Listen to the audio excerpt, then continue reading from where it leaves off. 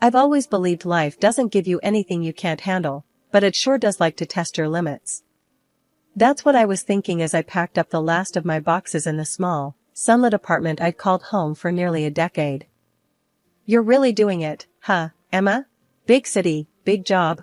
My neighbor, Joe, asked as he leaned against my open door, sipping from a can of beer. Yeah, Joe. It's finally happening, I replied, taping up another box. Can't say I'm not a bit nervous, though. You'll do fine. You're tough as nails, Joe chuckled, his voice gruff with years of smoking and late-night drinks. Just don't forget us little people when you're climbing that corporate ladder. I smiled, wiping my hands on my jeans. I could never forget you, Joe. You know too many of my secrets. We both laughed, the sound echoing in the now empty room. It felt strange to leave this place. It wasn't just the apartment, but everything it represented, my struggles, my wins, and the endless nights of studying while working 2 jobs to keep the lights on. After Joe left, I made one last call to the one person who mattered most. Hey, Mom, it's me. Just wanted to check in before I hit the road. Emma, darling, are you all packed? Did you eat something? My mother's voice was always filled with concern.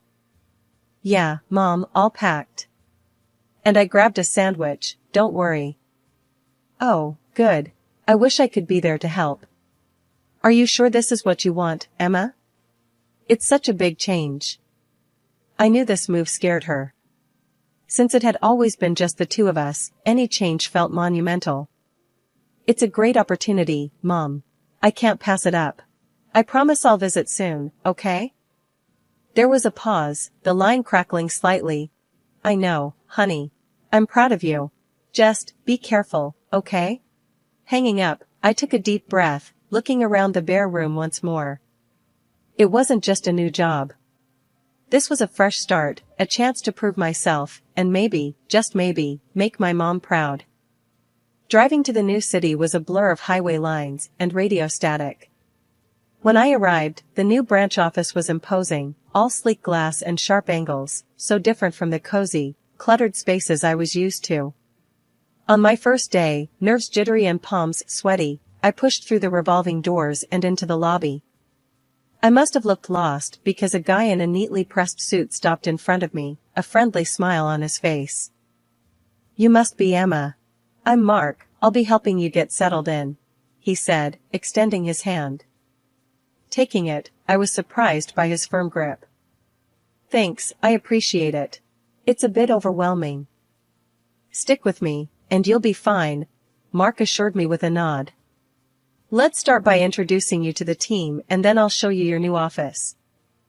As we walked through the corridors, his easy manner helped calm my nerves. Maybe this wouldn't be so bad. Maybe I could really make this work. First rule of the game here, Mark said as we approached a set of large double doors. Never let them see you sweat. I laughed, more at ease than I'd been all morning. Got it. No sweating. Exactly. You'll fit right in. Settling into the new job and city was like learning to dance to a completely new rhythm. The work was tougher, the stakes higher, and the pace relentless. But Mark was there every step of the way, showing me the ropes without making me feel like a total noob. Okay, so everyone uses this software here. It's not rocket science, but it might as well be if you've never seen it before, Mark explained as we sat in my new, stark office. He leaned over my desk, his fingers flying over the keyboard to demonstrate. I've used something similar in my last job, I said, trying to keep up. Good, you're not starting from scratch then, Mark said with a grin. You'll catch on quick. You always do. It wasn't just his knowledge that helped, it was his attitude. He didn't patronize or hover. Instead, he was straightforward and, to my relief, had a sense of humor that made the long hours easier. Hey, Emma, how about we grab a coffee? You look like you need a caffeine hit, Mark suggested one particularly grueling afternoon. I was born needing a caffeine hit, I quipped, standing to stretch my legs.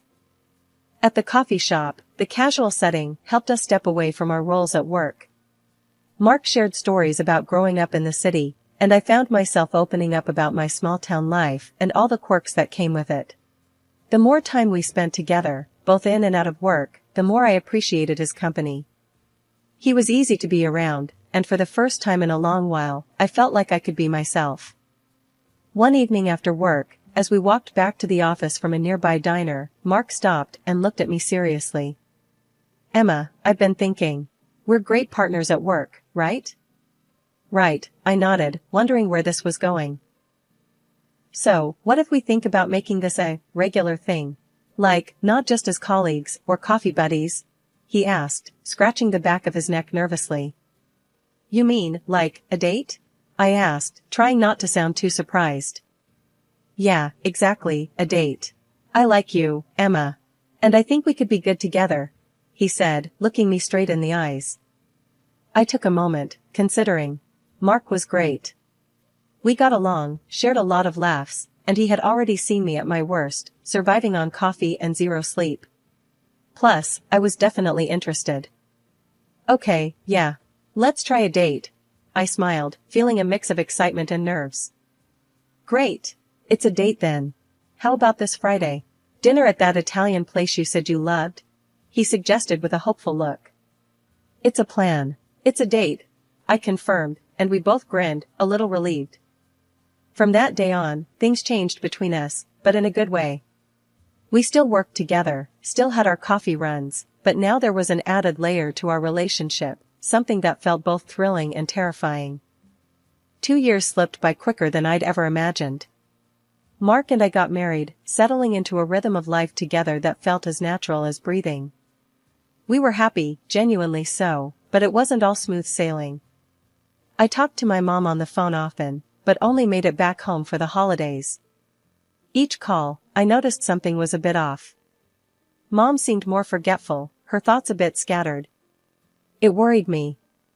I even brought up the idea of her moving in with us, or considering a nursing home, but she was adamant.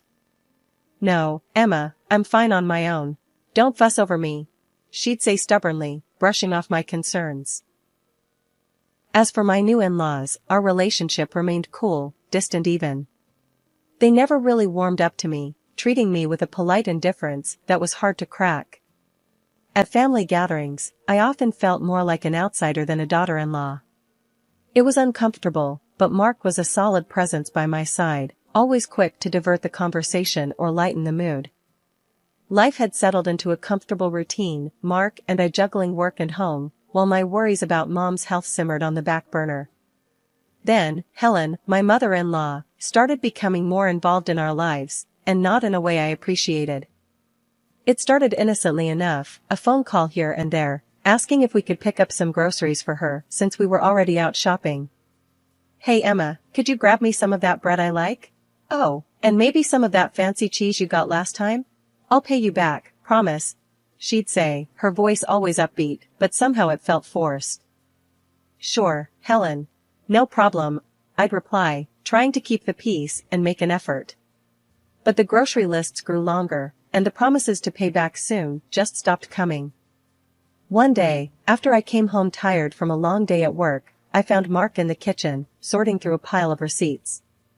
"What's all this?" I asked, dropping my keys on the counter. "It's from my mom," Mark said, not looking up. "Your mom? What do you mean?" I frowned, picking up a receipt. It was for a dinner at a high-end restaurant, a dinner I didn't attend. "She's been asking me to pay for a lot of stuff." "She asked you too, hasn't she?" Mark asked, rubbing his temples. "Yes, she has," I admitted, feeling a knot in my stomach. "I thought it was just now and then. How bad is it?" Mark spread the receipts on the counter, showing dinners, groceries, and even some clothes. "It's adding up, Emma. This isn't just a few favors. It's becoming a regular thing." The next day, I decided to confront Helen about it. I called her, trying to keep my voice calm. "Helen, we need to talk about the money," I began. "It's getting a bit out of hand." "Oh, Emma, I thought you didn't mind. Your family, after all." Helen's voice was light, but there was a sharpness to it that I hadn't noticed before. I don't mind helping, Helen, but this is more than helping. It's like we're your personal ATM, I said, the words harsher than I intended. There was a pause, and then Helen laughed, a short, humorless sound. Well, I didn't realize you were keeping tabs. I'll make sure not to bother you anymore. The call ended abruptly, leaving me staring at my phone in confusion. That night, I told Mark about the conversation. He was quiet for a long time, then he took my hand. I'm sorry, Emma. I should have noticed sooner. I'll talk to her.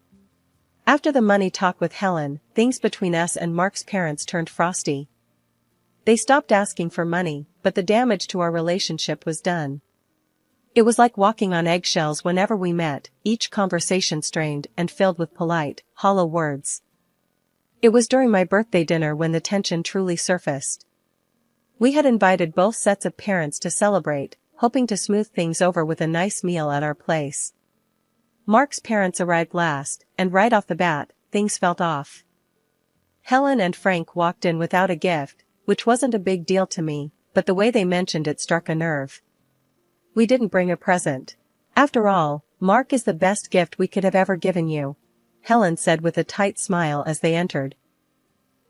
I forced a smile, trying to keep the evening light. Well, I'm lucky to have him, I replied, guiding them into the living room where drinks were set up. Throughout dinner, the conversation veered from trivial to tense. Helen was particularly inquisitive that night, her questions sharp and probing. So, Emma, how's your mother doing? Still living in that little house of hers? She asked, stirring her drink casually. Yeah, she's fine, thanks for asking. She loves that place, wouldn't dream of leaving it, I answered, trying not to let on how much her interest bothered me. And her health? Must be tough, getting older without someone to look after her. Helen pressed on, her eyes narrowing slightly. She manages well enough. We talk every day, I said firmly, hoping she'd drop the subject. Frank chimed in then, his tone unusually harsh. Seems risky at her age, being all alone. You sure that's wise? I glanced at Mark, who looked as uncomfortable as I felt. We've discussed other options, but she's quite independent. Thanks for your concern, though, he interjected, trying to steer the conversation elsewhere. The rest of the evening passed with a palpable undercurrent of tension. After the meal, while we were having dessert, Helen continued her interrogation under the guise of casual conversation. Must be hard, balancing a career and worrying about an aging parent, she remarked, looking at me pointedly. It is, but it's nothing I can't handle, I said, my voice colder than I intended. We do what we have to do, right? Of course, dear, Helen replied, her voice dripping with insincerity. Just make sure you're not biting off more than you can chew. The moment they left, the relief was tangible. Mark let out a deep breath, running his hands through his hair. I'm sorry about that. I don't know why they were acting like that, he apologized, looking genuinely upset. It's okay, Mark. It's not your fault, I assured him, though inside, my mind raced with anxiety. Why was Helen so interested in my mom all of a sudden? What was she getting at? The phone rang early on a Saturday morning, slicing through the quiet like a siren in the night. Groggy and a bit annoyed, I fumbled for the phone on the nightstand, knocking over a glass of water in the process. Hello? I mumbled, still half asleep. Emma, honey, you have to come get me. They've taken everything. I don't know what to do. My mom's voice came through, frantic and shaky. I sat up straight, instantly awake. Mom, slow down. What happened? Who took what? It's the house, Emma. The bank, they've sealed it off. I can't get any of my things. They said I owe them money, so much money. I don't understand. Her voice cracked, and I could hear the fear in every word. My heart pounded. Okay, I'm coming. Just stay where you are. Where are you? I'm in the hospital. They brought me here last night. They thought I was having a stroke, but it was just my blood pressure. It shot right up, Emma. I was so scared. I'm getting the next flight out. Mark will come with me. We'll figure this out, I promise. Hanging up, I turned to find Mark already sitting up, concern etching his face. What's going on? He asked. It's my mom.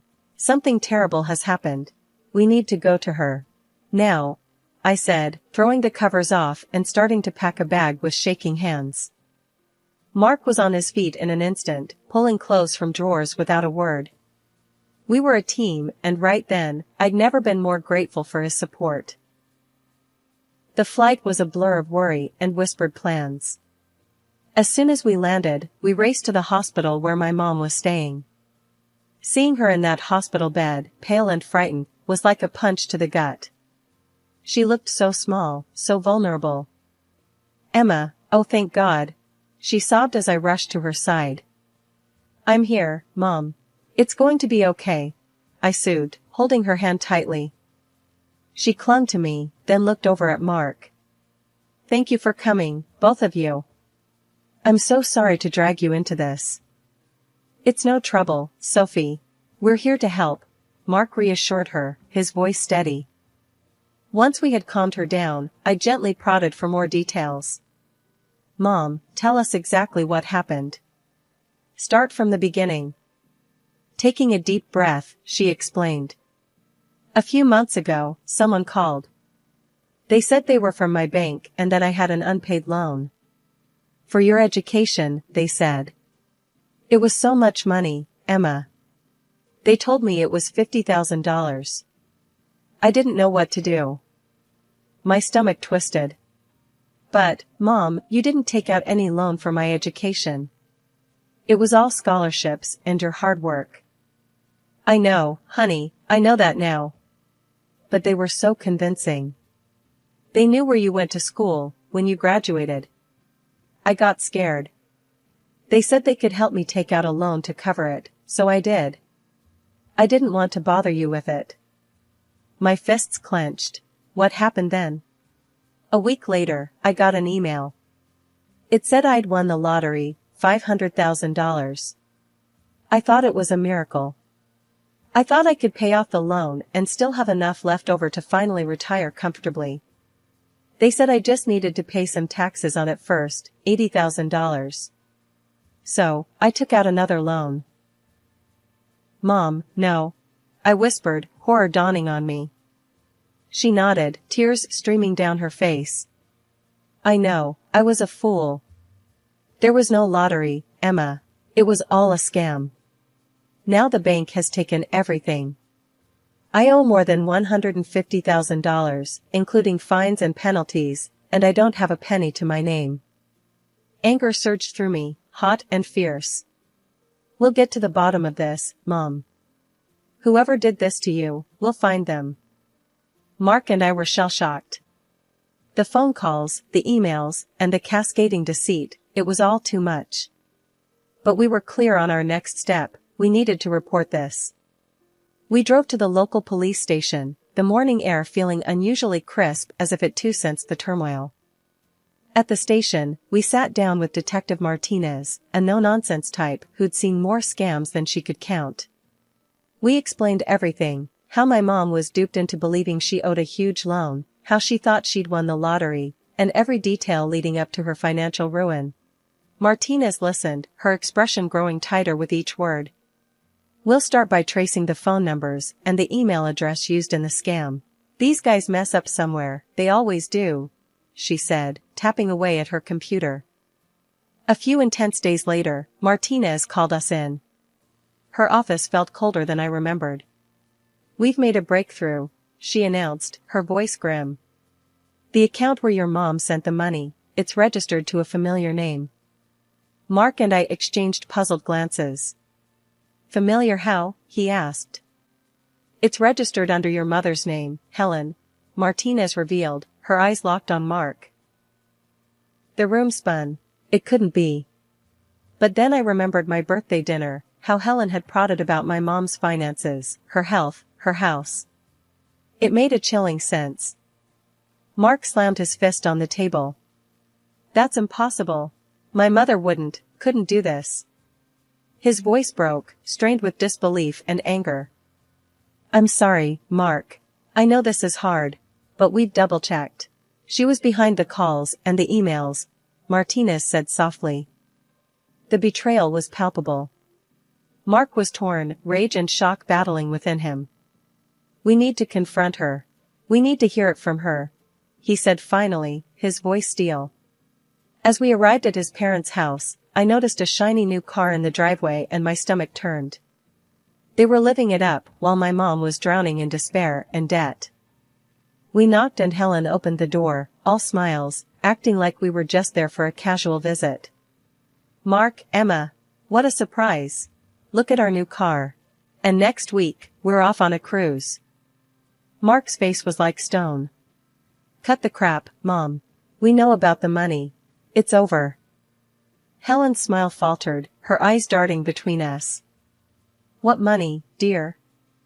What are you talking about? Mark stepped into the house, his anger barely contained. The money you stole from Emma's mom. We know everything. At that, Helen's face drained of color. She staggered back, leaning against the wall. Mark, please, you have to understand, we needed. It's too late for excuses. Mark cut her off. His father, Frank, had appeared by then, his expression wary. Frank tried to intervene, his voice shaky. Mark, we're your parents. We're old, prison would destroy us. Please, think about what you're doing. I couldn't hold back. Your age didn't stop you from scamming an old woman out of her home and her peace. Why should we consider your age now? Helen started to sob, her hands trembling. Please, Mark. I'm your mother. Don't do this to us. Mark looked at them, his eyes cold and distant. The police are on their way. You did this to yourselves. The conversation was cut short by the sound of sirens. As the police car pulled up, Frank and Helen's demeanor shifted from pleading to resignation. They knew it was over. Officers entered the house, and after a brief exchange, handcuffed Helen and Frank. They cried, begged for forgiveness as they were let out, but Mark and I just shook our heads. Forgiveness was too much to ask. The courtroom was packed on the day of the sentencing. As the judge declared a 2-year sentence for both Helen and Frank, a murmur swept through the crowd. People who had once respected and known my in-laws were visibly shocked by the extent of their deception. It was a surreal moment to watch them being led away, knowing they had to sell their house to make restitution. After the trial, life slowly started to piece itself back together, but the scars remained. My mom had recovered physically, but she was still mentally shaken. The phone ringing would make her jump, a sad reminder of the trauma she endured. I took legal custody to ensure her well-being, which gave both of us some peace of mind. With the money Helen and Frank were forced to pay, I managed to find a beautiful nursing home for Mom. It wasn't just any facility, but a prestigious one right in our neighborhood. I made sure she had the best care and could maintain some independence within a supportive community. The first time we visited her new home, Mom was hesitant, but as she saw the gardens and the lively social rooms, her eyes lit up. It's lovely, Emma, she said, looking around with a cautious smile. It's the best, Mom. You deserve it. And look, it's just 5 minutes from our place. I'll be here all the time, I reassured her, squeezing her hand. She nodded, her smile growing more confident. I like that. Maybe I can get used to answering the phone again here, with all these nice people around. I laughed, relieved to see her finding comfort. You'll be running the place in no time, Mom. As the days turned into weeks, Mark and I found ourselves settling into a new routine. We were expecting our first child, a beacon of hope after a stormy period. The joy of impending parenthood brought us closer, and I often found myself marveling at how Mark stood by me through everything. His unwavering support was my rock. One quiet evening, as we sat in our living room, Mark wrapped an arm around me. How's your mom today? Settling in still? She's good, getting better at making friends. And she started a little garden project, I replied, resting my head against his shoulder. That's great. She's strong, like her daughter, he said, kissing the top of my head gently. Our lives had changed irrevocably. There was no more contact with Mark's parents, that bridge was burned for good. Yet, in its ashes, we found the strength to rebuild. We focused on the future, our family, and all the love that remained unshaken by the past.